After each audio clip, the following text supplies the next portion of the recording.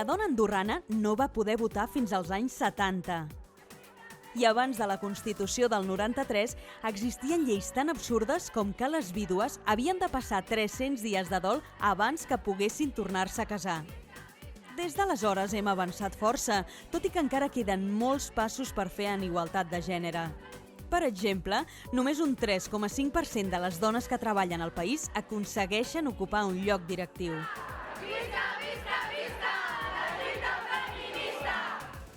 La plena igualtat podrà tardar com a mínim uns 60 anys segons un informe de l'Institut Europeu d'Igualtat de Gènere.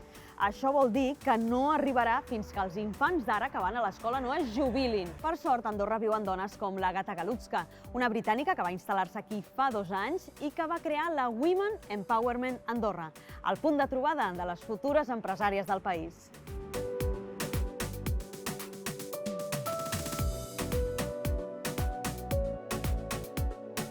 When I started to set up the business here, I've realized that people move to Andorra because they already have businesses and they are trying to save on taxes, or they are in a position in their life to prioritize their health by, enjoying the nature, and they're looking for opportunities.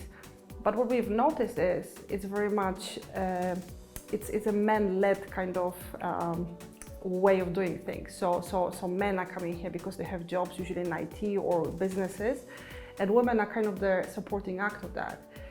And I found a lot of them, just like me, who used to have jobs or have ideas or wherever they came from, and now they are trying to find themselves here in Andorra. And I thought, right, what is missing? How can we change that? To me, women empowerment is about learning, so you have to throw yourself into that environment. And I've noticed it was missing here. So I have decided to create it. Agata Galuszka is an international speaker, entrepreneur and founder of Ultimate Confidence Limited.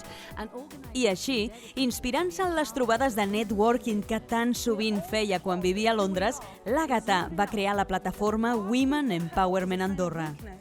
I és que més de la meitat de salariats són dones, però en canvi només ho són 1 de cada 3 emprenedors. I'm very lucky to actually speak to you. So we meet different women from different backgrounds, and when they tell us what they do, it's like we can actually brainstorm different ideas. And then if you are in a group of 20, 30 women in the room, we always the idea is to give hot seats to everyone.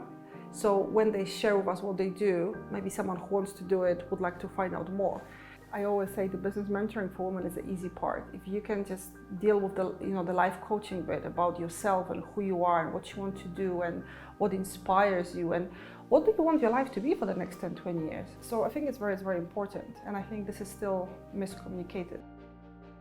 Després de 10 anys treballant al Servei Nacional de Salut del Regne Unit, sent una de les directives més joves de la companyia, va decidir fer el salt i muntar el seu propi negoci, una acadèmia virtual de formació empresarial.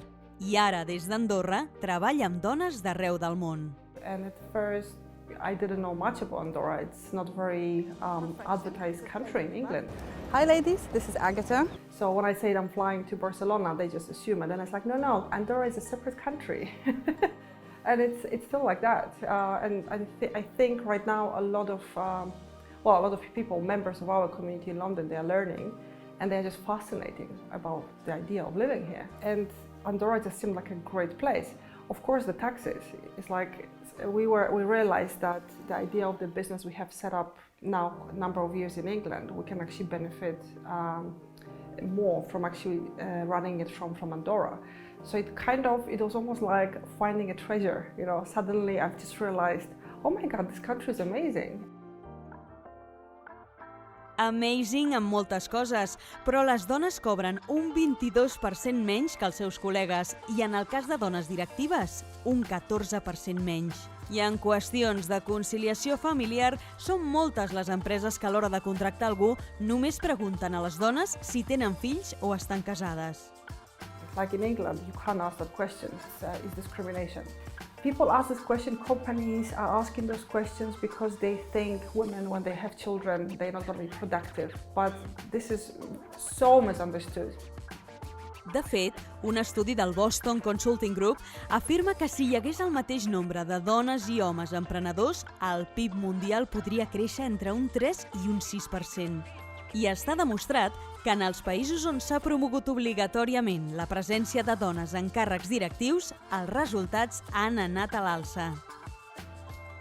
It's very difficult to get flexible working for women, and the working hours here are most of the time until 7 or even 8 p.m., which kind of means that you are not seeing your child at all throughout the day. And I'm very surprised by that, because we have a 2-hour lunch in the middle of the day. It's like, who needs the 2-hour lunch? I would rather finish at 5.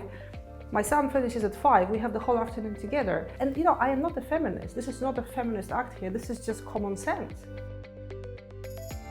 La nova llei per la igualtat efectiva entre homes i dones obliga les empreses a garantir les mateixes oportunitats. També hauran d'elaborar registres relacionats amb la perspectiva de gènere i la bretxa salarial i marcar-se objectius per eliminar la discriminació per raó de sexe. I would love for this club to grow, and for us to expand to to just also Spanish and Catalan community, and with COVID finally leaving us in peace, allow a lot of travel, connecting Andorra and London, because before COVID we had a lot of ideas about doing boot camps here and just kind of showing the country, and I would love to see the women that I am just surrounded with, that in 5-10 years they can just look in the mirror and say, I'm really proud of myself, I've built this, I've done it, I'm so happy.